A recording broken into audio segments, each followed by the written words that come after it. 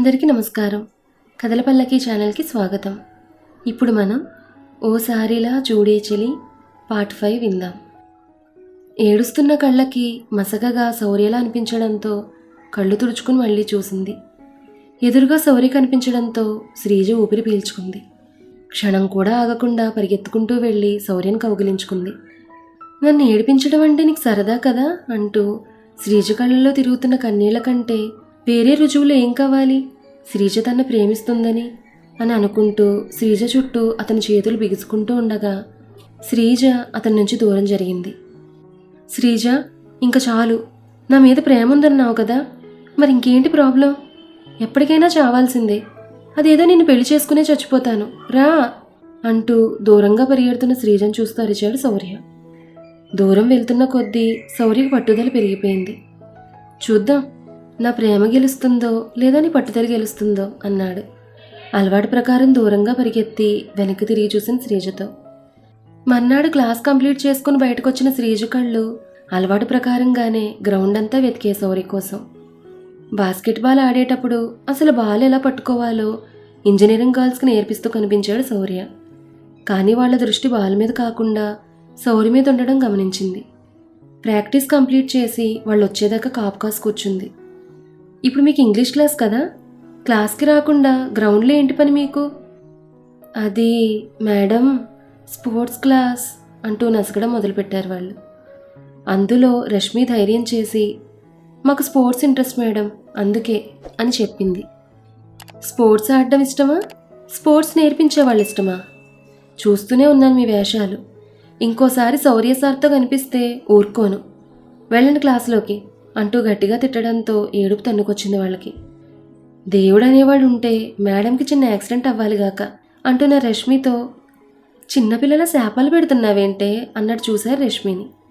నా నోరు పవర్ఫుల్ అంటూ చెప్పుకుంది రష్మి. శ్రీజ, రేపు పిక్నిక్ పార్టీ ఉంది, మర్చిపోలేదుగా అంటూ గుర్తు చేసింది ప్రిన్సిపల్. లేదు మేడం, నాకు ఇంట్రెస్ట్ లేదు, నేను హాస్టల్లోనే ఉంటాను, మీరు వెళ్ళండి ప్లీజ్ అంటూ వెళ్ళబోతున్న ప్రిన్సిపల్ని ఆపి, శౌర్య సార్ వస్తున్నారా మేడం అని అడిగింది మెల్లగా. లేదు శ్రీజ, సార్కి ఏదో టోర్నమెంట్ ఉందంట. ఆ మాట వినగానే, పోన్లే, తిడుతూనో టీజ్ చేస్తూనో ఒకరోజు గడపొచ్చు శౌర్యతో అనుకుంటోంది శ్రీజ.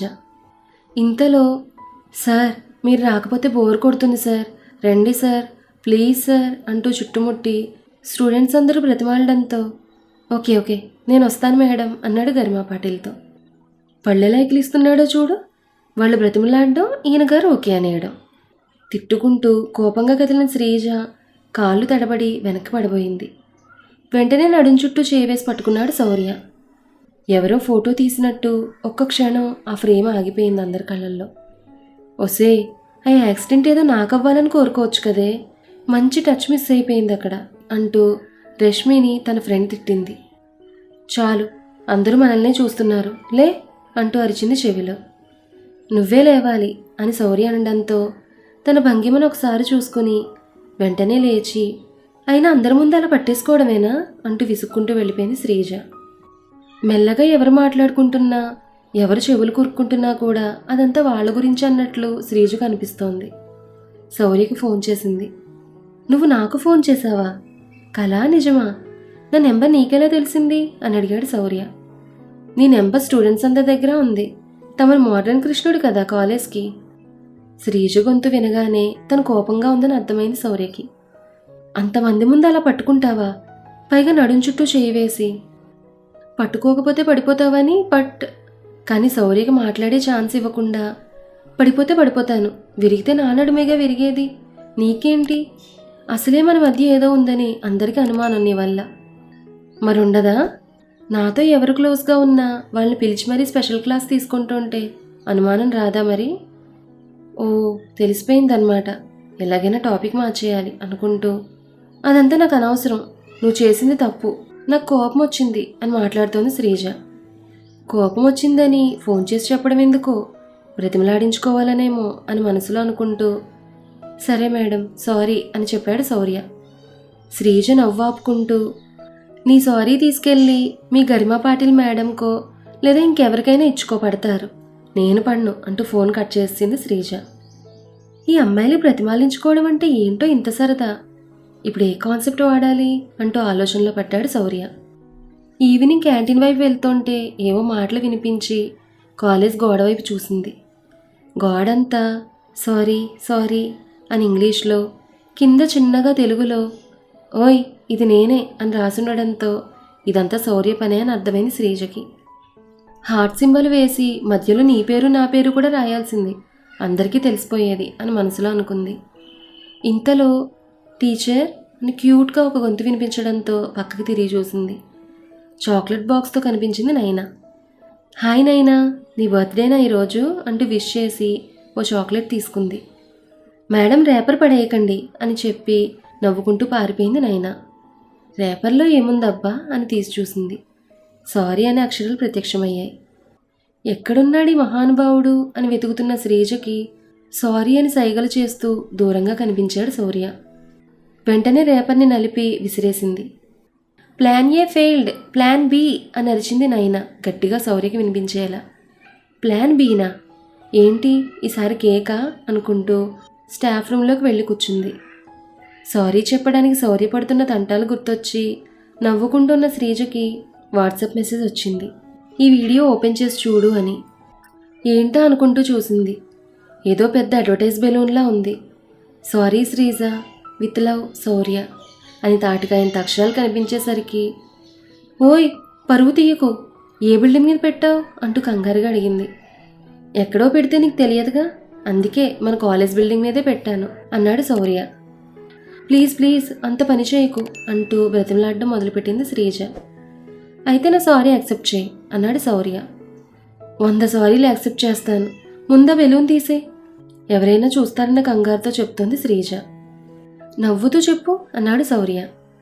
నేనిక్కడ నవ్వితే నీకు అక్కడ కనిపిస్తుందా అని అడుగుతూ హిహిహి అని ఫార్మాలిటీ నవ్వింది కిటికీలో నుంచి వెతుకుతూ.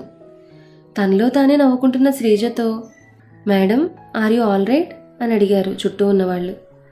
ఎస్ ఐఎమ్ ఆల్ రైట్ అంటూ తడబడుతూ చెప్పింది శ్రీజ. టెన్షన్ పడకు, బెలూన్ తీసేసాను అన్న మెసేజ్ రావడంతో ఊపిరి పీల్చుకుంది. జస్ట్ కుర్చీకి వాలి అలా రిలాక్స్ అయిందో లేదో వెంటనే ప్రిన్సిపల్ నుంచి పిలుపు రావడంతో వెళ్ళింది. గుడ్ ఈవినింగ్ మేడం అంటూ విష్ చేస్తున్న శ్రీజకి అక్కడ శౌర్య కనిపించాడు. శౌర్యని నన్ను కలిపి పిలిచారేంటి, విషయం ఏమై ఉంటుంది, కొంపతీసా బెలూన్ సంగతి కానీ తెలిసిపోయి ఉంటుందా అని శ్రీజ మనసులో అనుకుంటుండగానే రేపు అందరం పిక్నిక్కి వెళ్తున్నాం కదా శ్రీజ, నేను శౌర్య కలిసి తన కారులో వెళ్తున్నాం, నువ్వు ఇక్కడే ఉంటావుగా, నీకు వర్క్ అప్పగిస్తున్నాను అని చెప్పబోతుండగా నిన్ను శౌర్యని వదిలేసి నేను ఇక్కడ ప్రశాంతంగా ఎలా ఉండగలను అని మనసులో అనుకుంటూ నేను వస్తాను మేడం ప్లీజ్ అంటూ చెప్పింది. నువ్వొస్తావా, మంచిదేలే, మా ఇద్దరికి నువ్వే కదా మీడియేటర్, మాతో పాటే కారులో వచ్చేయి. మీ ఇద్దరి మధ్య నేనెందుకులే మేడం, బస్సులో వస్తాను అంటూ శ్రీజ మొహమాటంగా అంటూ ఉండగా స్టార్టింగ్లో ఉండు, మేము అసలు మ్యాటర్లోకి వెళ్ళగానే నువ్వు దిగి బస్సులో వెళ్ళిపో అంటూ సిగ్గుపడుతూ చెప్పింది ప్రిన్సిపల్. ఏదో ఆలోచిస్తూ ఓకే మేడం అంటూ షాక్ కొట్టినట్టుగా అసలు మ్యాటర్ ఏంటి మేడం అంటూ అరిచింది శ్రీజ. ష్, అవన్నీ అతని ముందేనా, తర్వాత మాట్లాడుకుందాం అంటూ సైగ చేసింది ప్రిన్సిపల్. ఎక్కడ గరిమా పాటిల్ ఫ్రంట్ సీట్లో కూర్చుంటుందోనని వేగం పెంచి ఫ్రంట్ సీట్ దక్కించుకుంది శ్రీజ. కారు బయలుదేరినప్పటి నుంచి శౌర్యకి నా గురించి తెలుగులో చెప్పు, నేను చాలా అందంగా ఉంటానని, అతనంటే నాకు ఇష్టమని, నేను వంట బాగా చేస్తానని, ఇవన్నీ చెప్పు అంటూ ఊపిరి సెలపనివ్వలేదు శ్రీజకి. అది చాలా దరిద్రంగా ఉంటుందట, నువ్వంట అసహ్యం అంటోంది, దాని వంటగాని తిన్నావంటే నువ్వు చేస్తావంట అంటూ నవ్వుతూ చెప్పింది శ్రీజ. ఇంకా ఏదేదో అంటున్న గరిమా పాటిల్తో మేడం మీకు ఇష్టమైన అల్లం చాయ్ మన క్యాంటీన్ నుంచి తీసుకొచ్చాను అంది కప్పులో పోసిస్తూ. చాయ్ అనగానే మేడంకి మాట పడిపోయింది. కప్ మీద కప్ తాగి నిద్రలోకి జారుకుంది. మేడం మేడం ఏమైంది, మైకంలో పడిపోయిన గరిమా పాటిల్ని అడుగుతున్న శౌర్యతో ష్ సైలెంట్గా ఉండు, దాని నస మనకు ఉండకూడదనే స్లీపింగ్ పిల్స్ వేసి తీసుకొచ్చాను టీలో అంది శ్రీజ. సినిమా హీరోయిన్లా ఉండేదానివి, సీరియల్ విలన్లా తయారయ్యావు ఇక్కడికి వచ్చాక. నువ్వేం మాట్లాడినప్పుడు ఆవిని పడుకోబెట్టడం ఎందుకు అని అడిగాడు సైలెంట్గా కూర్చున్న శ్రీజని. అసలు నేను ఇక్కడ ఉన్న సంగతి నీకు ఎవరు చెప్పారు శౌర్య అని అడిగింది శ్రీజ. అలాంటి సీక్రెట్స్ ఊరికే చెప్పరు, ఏమైనా ఇస్తే చెప్తారు పెదవులు తడుపుకుంటూ అడిగాడు శౌర్య. నీ సీక్రెట్ నీ దగ్గరే పెట్టుకో. తెలుగు సినిమా హీరోలా ఉండేవాడివి, హిందీ సినిమా విలన్లా తయారయ్యావు అన్నది శ్రీజ. పిక్నిక్ స్పాట్ వచ్చేసింది. వావ్ శౌర్య, ఎంత బ్యూటిఫుల్గా ఉందో కదా అంటూ విండోలో నుంచి చూస్తూ అరిచింది ఎక్సైటింగ్గా. నేను అందాన్ని ఆస్వాదించడం మానేశాను. పైకి అందంగా కనిపించేవి చాలా డేంజర్ అని అనుభవపూర్వకంగా తెలుసుకున్నాను అన్నాడు శౌర్య. అందరూ పిక్నిక్ని ఎంజాయ్ చేస్తూ ఉన్నారు. కొంచెం సేపు ఏకాంతంగా మాట్లాడే ఛాన్స్ ఉంటుందేమో అంటే ఎక్కడా, ఎప్పుడూ శౌర్య చుట్టూ ఎవరో ఒకరు ఉంటూనే ఉన్నారు. పోనీ తనైనా రావచ్చు కదా, చాలాసేపటి నుంచి వెయిట్ చేస్తున్నానని ఆ మాత్రం తెలియదా అంటూ విసుక్కుంది శ్రీజ. తల తిప్పి చూసేసరికి మాయమైపోయాడు. అరే ఎక్కడికి వెళ్ళిపోయాడు అంటూ వెతుకుతుండగా చిన్న గొంతు సవరింపు వెనక నుంచి వినిపించింది. వెంటనే వెతకడం ఆపేసి ఏదో నేచర్ని ఎంజాయ్ చేస్తున్నట్టుగా చూసింది శ్రీజ. మీ యాక్టింగ్ చూశానులే బెస్ట్ యాక్ట్రెస్ గారు అంటూ పక్క నుంచి నిల్చున్నాడు శౌర్య. అమ్మయ్య ఇప్పటికైనా వచ్చాడు అంటూ ఏదో మాట్లాడదామని మొదలుపెట్టిన వెంటనే గరిమా పాటలు వచ్చి, హాయ్ ఇక్కడున్నారా, ఏంటో అందరికీ టీ తాగితే నిద్రపోతుందంటారు, నాకు టీ తాగితే నిద్ర వచ్చేస్తోంది అంటూ మాట్లాడుతోంది. దీనికి స్లీపింగ్ పిల్స్ కాదు పాయిజన్ కలపాల్సింది అని శ్రీజ మనసులో తిట్టుకుంటోంది. ఇక్కడ దగ్గరలో గుడి ఉందంట, చాలా పవర్ఫుల్ అంట, వెళ్దామా అంటూ గుడికి తీసుకెళ్ళింది. మనసులో ఉన్న కోరిక ఏదైనా సరే ఈ పేపర్ మీద రాసి స్వామి పాదాల దగ్గర పెడితే చాలు, వెంటనే నెరవేరుతుందని నమ్మకం. ఒకప్పుడైతే కోరికలేం లేవనేది, కానీ ఇప్పుడు దేవుణ్ణి ఒకటి అడగాలనిపించింది శ్రీజకి. ఏం రాస్తున్నావు అంటూ తొంగి చూస్తున్న శౌర్యకి కనిపించకుండా చెయ్యి అడ్డు పెట్టుకుంటూ, నేను టీచర్ని, కాపీ కొట్టడం ఎంకరేజ్ చేయను అంటూ అటు తిరిగి రాయడం పూర్తి చేసి దేవుడికి దండం పెట్టుకుంటూ పాదాల దగ్గర ఉంచింది ఆ స్లిప్ని. ఏం రాసావు అంటే ఎక్సైటింగ్గా అడిగాడు శౌర్య. సస్పెన్స్ మెయింటైన్ చేయడం నీకేనా, నాకు కూడా వచ్చు. నేను ఇక్కడ ఉన్నానని నీకు ఎలా తెలిసిందో చెప్పు, అప్పుడు చెప్తాను అంది శ్రీజ. నీ కోరిక నీ దగ్గరే పెట్టుకో, నా ఇన్ఫర్మేషన్ నా దగ్గరే పెట్టుకుంటాను అన్నాడు శౌర్య. బాబు అమ్మాయి పాపిటి బొట్టు పెట్టు, కుంకుమ చేతికిస్తూ చెప్పాడు ఒక పూజారి. నేనా అంటూ అనుమానంగా చూస్తున్న శౌర్యతో, త్వరగా నాయనా, ఇంకా చాలామంది ఉన్నారు. అమ్మా ఈ తాడు అబ్బాయి చేతికి కట్టు అని చెప్పాడు. ఇద్దరూ అతను చెప్పినట్టే చేశారు. పూజారి గారు సంస్కృతంలో మంత్రాలు చదువుతూ ఇద్దరి చేత అనిపించాడు. పూజారి గారు అక్కడేం చేస్తున్నారు, అమ్మాయి అబ్బాయి ఇక్కడున్నారు అంటూ వెనక నుంచి ఎవరో పిలిస్తే కానీ అర్థం కాలేదు ఆయనకి. అయ్యో వాళ్ళు చేయించాల్సిన పూజ మీకు చేయించేశాను బాబు, దాన్నే ప్రాప్తం అంటారు నాయన, ఎంతైనా స్వామి ఆడించే ఆటే కదా మనం ఆడేది అంటూ పూజారి గారు వెళ్ళిపోయారు. ఏం చేయాలి ఇప్పుడు అన్నట్టుగా ఇద్దరు చూసుకుంటూ ఉండిపోయారు. పూజారి గారు పొరపాటుగా చేశానన్నారుగా, కావాలంటే బొట్టు తుడిచేసుకో అన్నాడు శౌర్య. పోనీలో ఉండని, బొట్టే కదా. శౌర్య పెట్టిన బొట్టు చెరపడానికి మనసు రాలేదు శ్రీజకి. స్వామి మీరెంత పవర్ఫుల్, ఐ లవ్ యూ స్వామి అంటూ దండం పెట్టుకున్నాడు శౌర్య. ఓయ్ నీకో సర్ప్రైజ్ చూపిస్తారా అంటూ చేయి పట్టి తీసుకెళ్లాడు శ్రీజని. వావ్ వాటర్ ఫాల్స్, ఎంత అందంగా ఉందో కదా శౌర్య. ఆ కళ్ళల్లో మెరుపు చూడ్డానికే అక్కడి వరకు తీసుకెళ్లాడు శౌర్య. ఇంతలో సార్ సార్ ఫొటోస్ తీయించుకోండి సార్ అని ఓ పిలుపు వినబడడంతో వెనక్కి తిరిగి చూశారు. అక్కడ స్పాట్ ఫోటోగ్రాఫర్. చదువుకునే వయసు నీది, చదువుకోకుండా ఈ పని చేస్తున్నావేంటి అని అడిగాడు శౌర్య ఆ అబ్బాయిని. చదువుకుంటున్నాను సార్, ఇది పార్ట్ టైం, మీలాంటి వాళ్ళు ఫోటో దిగితేనే నేను ఫీజు కట్టి చదువుకోగలను సార్ అన్నాడు ఆ అబ్బాయి.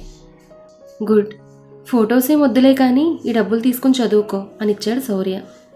ఆహా నేను ఫ్రీగా ఏమిచ్చినా తీసుకోను సార్, కావాలంటే ఫొటోస్ దిగండి అని అడిగాడు ఆ అబ్బాయి. పోనీలే ఫొటోసేగా దిగుదాం అని శ్రీజ అనడంతో సరే కానీ అన్నాడు శౌర్య. సార్ ఇవి పాస్పోర్ట్ ఫొటోస్ కాదు సార్ అన్నాడు దూరం దూరంగా నిలబడిన వాళ్ళని చూస్తూ. కొంచెం రొమాంటిక్గా పెట్టండి సార్. రొమాంటిక్గానా, వింటమే కానీ ఎలా ఉంటుందో తెలియదే అన్నట్టు చూస్తున్న శౌర్యతో, సార్ మీరు మేడం నడుము మీద చెయ్యి వేసి ఆమెను పైకి లేపండి. మేడం మీరు చేతులు సార్ భుజాల మీద పెట్టి కాళ్ళు గాల్లో ఉంచి ఒకరి కళ్ళలోకి ఒకరు చూసుకుంటూ ఉండండి. ఆ అబ్బాయి చెప్పినట్టుగానే ఇద్దరూ చేశారు. Super sir. ఈసారి మేడం మేడం మీరు పడిపోతున్నట్టు సార్ చేతి మీదకి వాళ్ళండి, ఒకరి చేయి ఒకరు పట్టుకోండి. ఇవన్నీ చేస్తున్న శౌర్యతో, చాలే ఇంత రొమాంటిక్గా ఫొటోస్ అవసరమా, వాడు చెప్పడం నువ్వు చేయడం. శ్రీజ బయటకలా అంటూ ఉన్న ఆ టచింగ్ మాత్రం తనకి చాలా మత్తుగా బాగుంది. సార్, ఈసారి వెనక నుంచి చేతులు వేసి మీ గడ్డం మేడం భుజం మీద పెట్టండి, ఫ్రేమ్ అదిరిపోతుంది అన్నాడు ఆ అబ్బాయి. ఇద్దరూ చాలాసేపు అలాగే ఉండిపోవడంతో సార్, ఫోటో అయిపోయి చాలాసేపు అయిపోయింది అని అరవడంతో ఇద్దరు స్పృహలోకి వచ్చారు. మేడం, ఫొటోస్ చాలా బాగా వచ్చాయి అంటూ చేతిలో పెట్టాడు ఆ అబ్బాయి. ఫొటోస్ చూస్తూ నవ్వుకుంటున్న శ్రీజతో చాలా రొమాంటిక్గా ఉన్నాయి కదా ఫొటోస్ అన్నాడు శౌర్య. ఈ ఫోజుల్లో ఎవరైనా అలాగే ఉంటారు. ఓ అవునా, సరే అయితే ఏదో అబ్బాయికి హెల్ప్ చేద్దామని ఫొటోస్ అన్నాను. సరే ఈ వాటర్లో పడేద్దాం అంటూ ఆ ఫొటోస్ని వాటర్లోకి విసిరేయబోతుండగా హే పిచ్చా, అంత మంచి ఫొటోస్ పడేస్తానంటున్నావు అంటూ శ్రీజ శౌర్య చేతిలో ఫొటోస్ అన్ని లాక్కుంది. వస్తున్నప్పుడు నువ్వు ఫ్రంట్ సీట్లో కూర్చున్నావు కదా, ఇప్పుడు శౌర్య పక్కన నేను కూర్చుంటాను, నువ్వు వెళ్ళి బ్యాక్ సీట్లో కూర్చో అని గరిమా పాటిల్ ఫ్రంట్ సీట్లో కూర్చోబోతున్న శ్రీజతో చెప్పింది. రేపు నా బర్త్డే అని గరిమా పాటిల్ శౌర్యతో చెప్పడంతో ముందే చెప్పుంటే గ్రాండ్గా పార్టీ అరేంజ్ చేసేవాడిని కదా మేడం అన్నాడు శ్రీజను ఉడికించడానికి. ఆ పార్టీ నేనే అరేంజ్ చేశాను. రేపు ఈవినింగ్ మా ఇంట్లో ఎవరినీ పిలవలేదు, మిమ్మల్ని మాత్రమే అంటూ సిగ్గుపడుతూ చెప్పింది. నీ మొహానికి సిగ్గు అసలు సూట్ అవ్వదే అంటూ మనసులో అనుకుంటున్న శ్రీజతో నువ్వు కూడా రావాలి శ్రీజ, హిందీ పుస్తకం లాంటి నా మనసుని శౌర్యకి అర్థమయ్యేలా నువ్వే చెప్పాలి అంటూ చెప్పింది చెవిలో. రేపు ఈవినింగ్ మర్చిపోరుగా అంటూ మెలికలు తిరుగుతూ అడిగింది శౌర్యని. అసలు ఈవినింగ్ ఎప్పుడవుతుందా అని ఈ క్షణం నుంచే వెయిట్ చేస్తూ ఉంటాను మేడం అని శౌర్య అనగానే రే ఫ్లడ్ మాస్టర్ అని గట్టిగా అరవాలనిపించింది శ్రీజకి. ఏదో హీరో హీరోయిన్స్ రొమాంటిక్ సీన్లో ఇన్వాల్వ్ అయినట్టు వీళ్ళు వేషాలు, ఇంకా ఎన్ని ఘోరాలు చూడాలో అనుకుంటూ మేడం ఇంకా టీ ఉంది తాగుతారా అని అడిగింది ఫ్లాస్క్ చూపిస్తూ.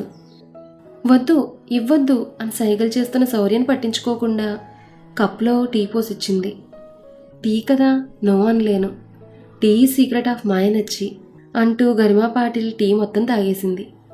అది విన్న శ్రీజ నువ్వంటేనే నాకు ఎలర్జీ అనుకుంటోంది. కప్ ఖాళీ అయ్యేసరికి గరిమా పాటిల్ నిద్రలోకి జారుకుంది. ఏంటి, ఈవినింగ్ కోసం ఇప్పటి నుంచే వెయిట్ చేస్తూ ఉంటావా అని అడిగింది కోపంగా శ్రీజ. నువ్వెలాగూ వర్కౌట్ అవ్వట్లేదుగా, మీ మేడంనైనా లైన్లో పెట్టుకుంటాను, బండది పిల్లోలా మెత్తగా ఉంటుంది, హెల్ప్ చేయొచ్చు కదా అని అడిగాడు శౌర్య శ్రీజ కళ్ళల్లో కోపాన్ని ఆస్వాదిస్తూ. అసలు నేను ఈ పార్టీకి వస్తే కదా, నీ ఇంగ్లీష్ దానికి అర్థం కాదు, దాని హిందీ నీకు అర్థం కాదు, ఏం చేస్తారో నేను చూస్తాను అన్నది శ్రీజ. ఓసి పిచ్చిదానా, నువ్వుంటేనే నాకు మొహమాటం, నువ్వు లేకపోతే ఇల్లంతా మాదే, చెలరేగిపోతాను, అయినా మాటలకి భాష అవసరం కానీ చేతలకు కాదుగా అన్నాడు కన్నుగీడుతూ. ఏంట్రా ఈ బండదాన్ని టెంప్ట్ అయిపోయావా అంటూ మనసులో అప్పుడే ఏడవడం మొదలుపెట్టేసింది శ్రీజ. మరి ఆ తర్వాత ఏం జరిగిందనేది నెక్స్ట్ ఎపిసోడ్లో తెలుసుకుందాం.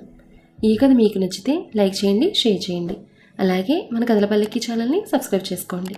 ధన్యవాదాలు.